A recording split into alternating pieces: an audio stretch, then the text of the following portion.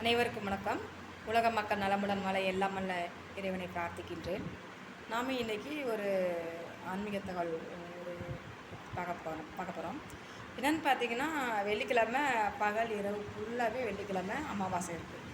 அப்போது எல்லாருமே மக்கள் வந்து வெள்ளிக்கிழமை அவங்கவுங்க குலதெய்வ கோவிலுக்கு சென்று திருவாதிரை நட்சத்திரம் அன்றைக்கி வருது. திருவாதிரை நட்சத்திரம் வெள்ளிக்கிழமை அமாவாசை வருது.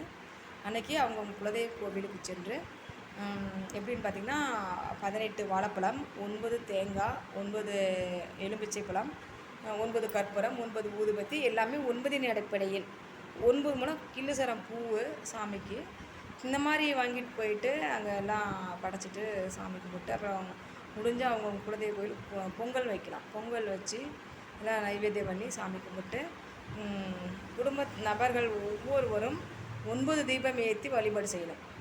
அதாவது குடும்பத்தில் எத்தனை பேர் நம்ம கோவிலுக்கு போகிறோமோ அவங்கள வந்து பார்த்திங்கன்னா 9 தீபம் ஏற்றி 9 ஒவ்வொருவரும் 9 தீபம் ஏற்றி குலதெய்வ கோவிலுக்கு வழிபாடு செய்யணும்.